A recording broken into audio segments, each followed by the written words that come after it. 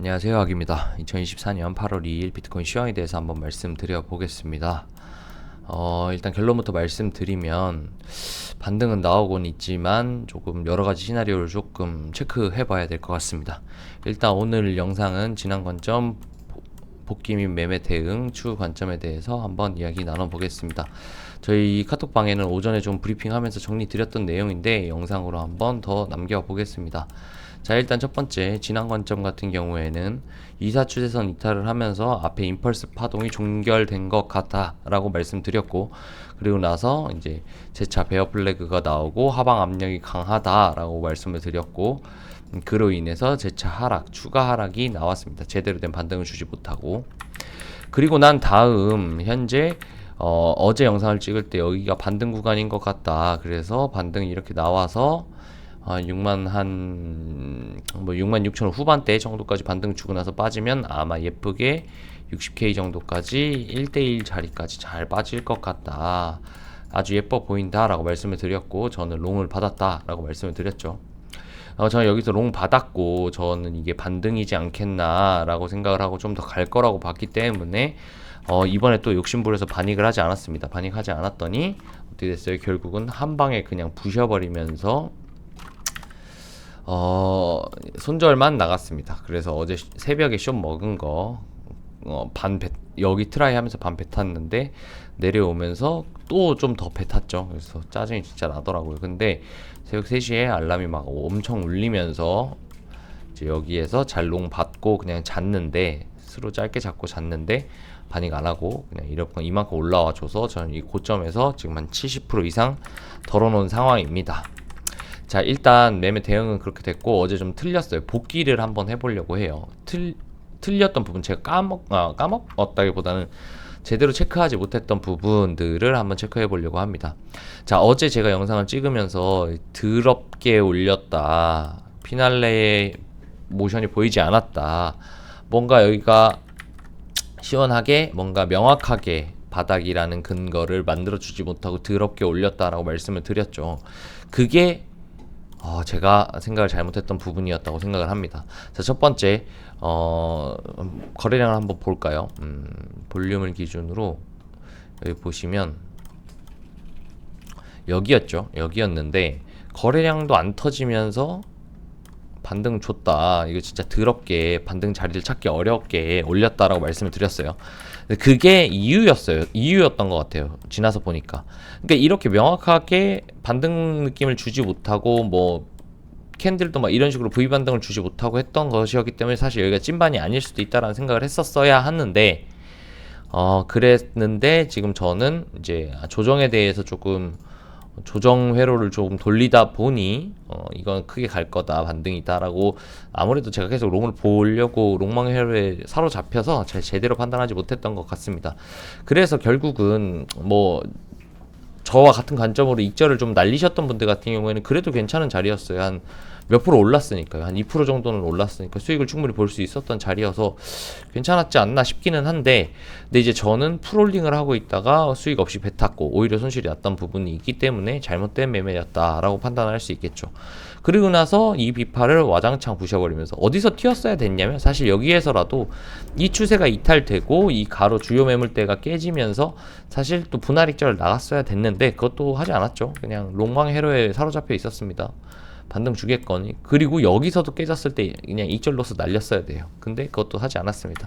그냥 제가 봤을 때는 롱망 회로에 차서 좀 안 좋았던 것 같습니다.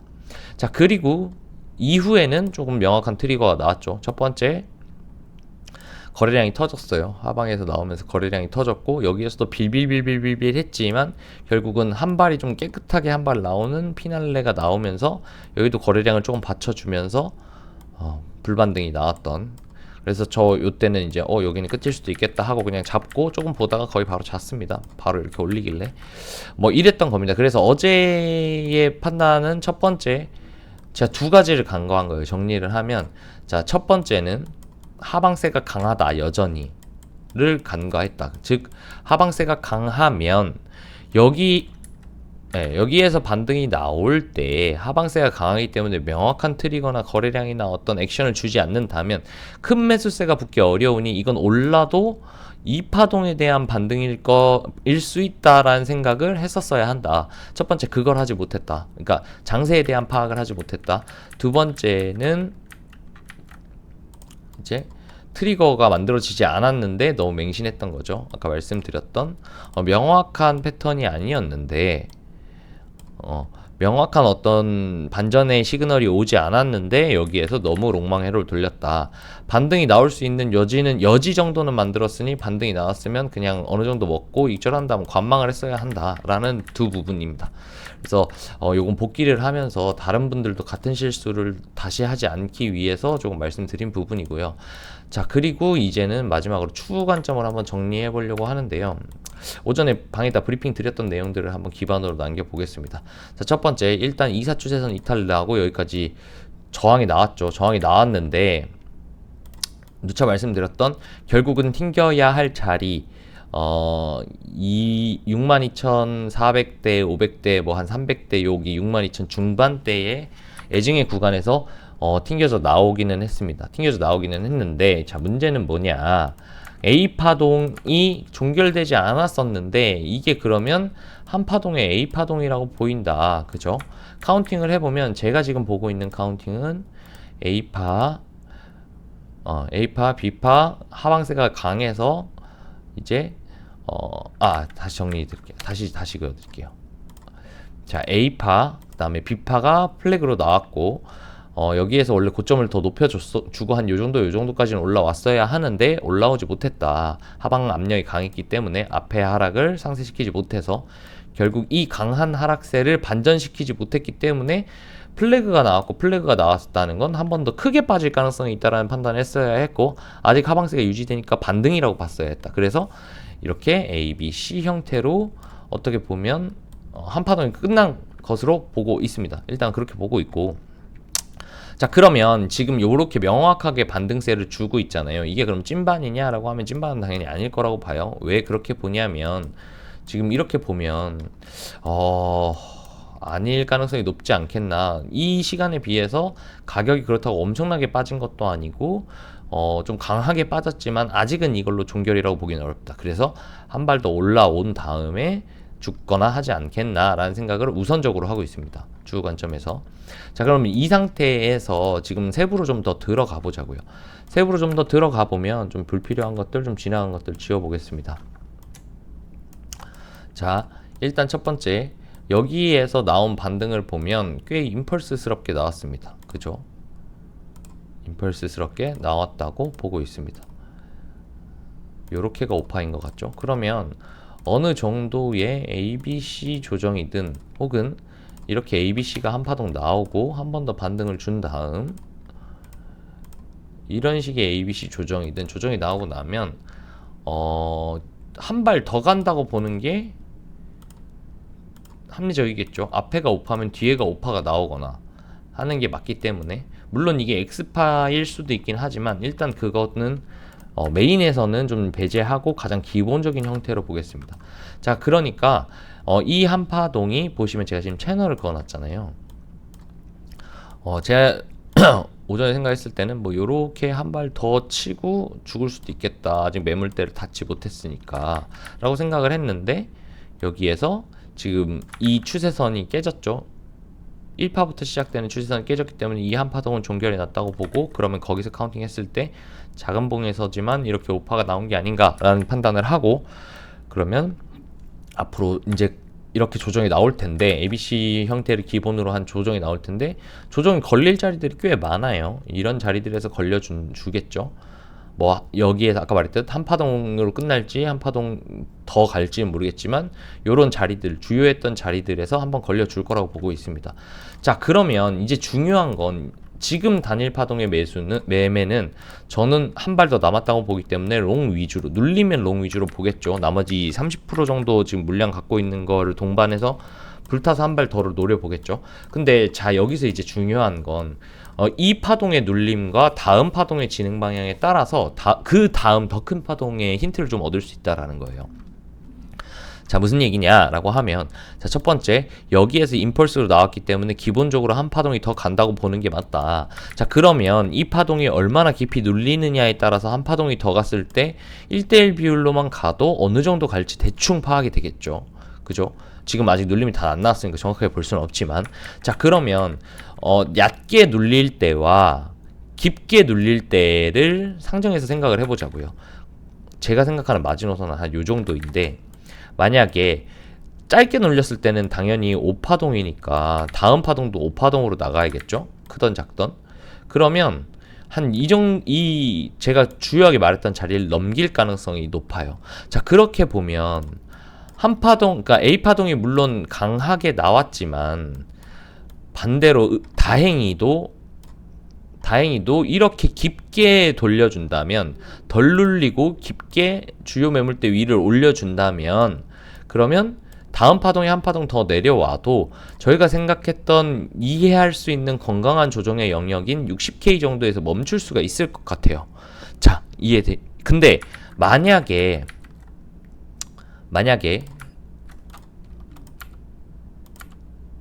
이건 이제 힘에 관련된 내용이니까 좀 잘 파악해 두셨으면 참 좋겠어요. 만약에 여기에서 지금 임펄스로 올라온 파동이 깊게 눌려요. 만약에 이만큼 깊게 눌려요. 제가 마지노선으로 봤던 자리가 여기였죠. 이 임펄스로 나오고 이만큼 눌린 다음에 53으로 이렇게 해서 저희가 생각했던 한 66K 후반대 정도에서 걸려버리고 바로 꽂아요. 그러면 똑같이 1대1로만 빠져도 여기를 깰 가능성이 생깁니다. 그리고 또 한 가지, 만약에 여기에서 뭐 진짜 깊이 눌려서 거의 쌍바닥 찍고 올라와서 이런 식으로 M파동, 그러니까 그러니까 그냥 이렇게 M파동을 만들었다 칩시다. 이거는 커쇼형의 표현인데, 커쇼형이 M파동이라고 많이 하는 1대1 정도에 진짜 막 거의 횡보 수준의 조정 정도로 나오면 진짜 더 깊이 눌릴 거예요. 그 말이 무슨 말이냐면, 자, 이게 어떤 나비 효과 같은 건데,